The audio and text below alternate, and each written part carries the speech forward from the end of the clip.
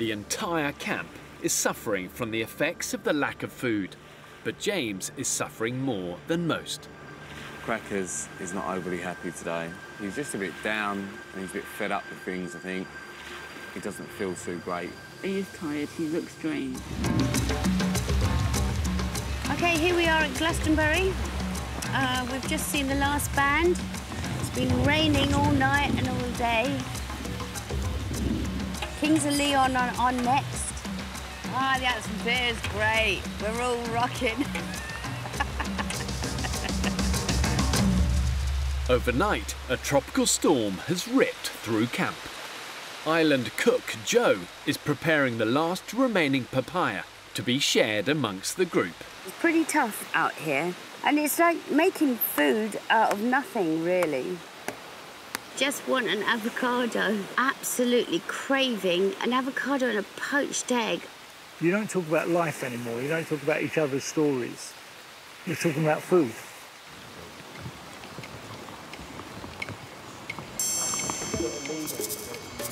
Yeah, pig again. Oh my God, I can't believe he's back already. Yesterday, Pete led the pig deep into the jungle, but it has already found its way back to camp. Why do they keep feeding it and bringing it in? Because it smells food. To be honest, it's a sign of how we live. As the days go by, we're becoming less hygienic and more people living in a dump. So our boundary of cleanliness closes in, and Colin then closes in on the stuff we leave behind. I think it's unhygienic when we're already in unhygienic conditions. It will be pooing all over the place. Well, that's an issue.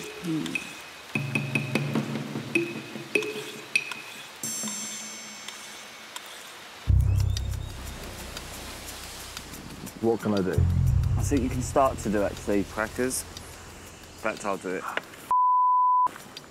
Yesterday, Pete and James spent several hours walking the pig away from camp and missed low tide. Their only opportunity to check the net for fish. Now the net has become tangled in the storm. What the doing with this knot here? This is our one net. We had the conversation about the pig. Yeah. And you were saying this net will last 3 weeks or 2 weeks, and I was going, I don't think it will. And we now have the pig lying there, asleep, and any one of us go up and kill it right now. Well, we've named him, I've walked him, we're not killing the pig. And yet we're detangling a net. Pete has led the charge of fish. He doesn't eat meat at home. So he knows he needs food. He knows the camp needs food. There's pressure on him to come up trumps. We'll save this and get it straight back out tomorrow. And we'll be cooking again. If I was a meat eater, I think I might have fought for my right to eat that pig.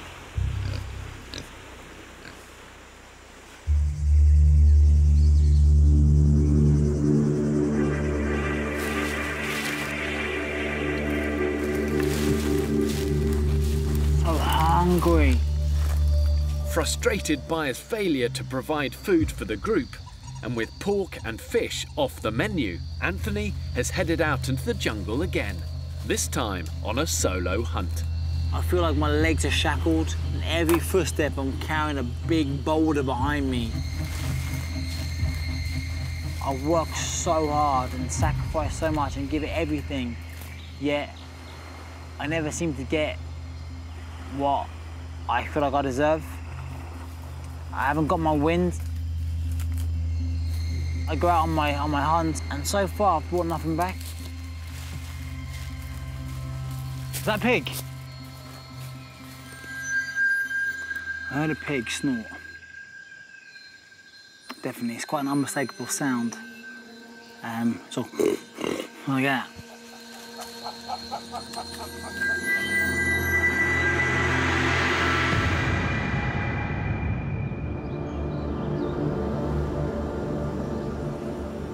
James looks tired. The entire camp is suffering from the effects of the lack of food, but James is suffering more than most. Crackers is not overly happy today. He's just a bit down and he's a bit fed up with things, I think. He doesn't feel too great. He is tired, he looks drained. We've hammered it. Survival is about a lot more than just hard work. The mental strains of intense hunger in such a harsh environment can be tough. Despite his best efforts, the failure to catch any fish and the divisions in camp over what to do with a pig have taken their toll on James. Just for today, give yourself a chance, because it ain't gonna fix otherwise. I've had the shit since day 2, and we're now on day a lot more than 2. My old coach used to say to me, to jump high, you have to bend low, and there's no doubt that we're all finding our low points now, and it's how you respond to it. I'm looking at you, and physically I can see that you don't look great. I just want to get out of camp. It's a tough place. It is a really tough place, and this is a battle of the environment, your hunger, and your mind. James does a brilliant job, right? But he wanders around like a prisoner of war. You know, he's lost so much weight and he's pushing himself to the edge. I just wonder, is James beating himself up about other things? I was cycling in America. I got smacked by a fuel truck going 70 miles an hour, and I was put into a coma. You know, I was very difficult to live with. It was definitely harder on the family than me. It took me a really long time to empathise with what they were going through. I think it's a perfect time on the island to reset some of the habits you've got into. I think it's going to be a really positive experience for me in terms of actually creating a relationship or relationships with people that actually I probably wouldn't have met or created relationships with previously. Thinking, OK, there's more to most people than you absolutely realise. Okay, let's go 100 meters away where you know about. No, we're going to your spot. Unwilling to rest, and with wingman Pete occupied elsewhere, James recruits Eric to go on the search for firewood. So why are you so angry with me? I'm not, let's just fucking go. Just stop talking about it, let's go.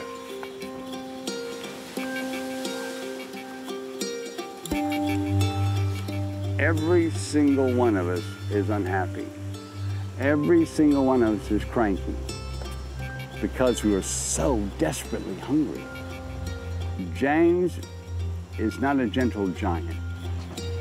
You need to have some place in your mind to fall back on and just think, right, I'm going to get through this. I can get through this. I will get through this. And if that place isn't there, then you're going to struggle. And I struggle for the first bit of every day. Definitely. Too late. Well, we can go that way. We'll bring the wood back over the top. Too much work. Come on. Well, we can go up here then. What? Why don't we go over the rock there then? I'm not really interested. Too much work with the wood. That's too hard. Coming around be easy. Coming out is too hard.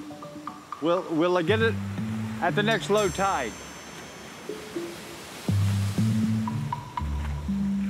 When we walk over the mountain together, down the beach, we can get it ready, we can bring it halfway back. I don't think I can physically do it, James. I know I can physically walk around. I don't know if I can physically walk over. There's only one little hill on the way up, so... No, James, I was looking at it.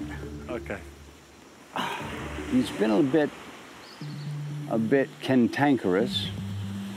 He yelled at me today. Slowly does it. Before they return to camp empty-handed, Eric forces James to take a break so that they can clear the air.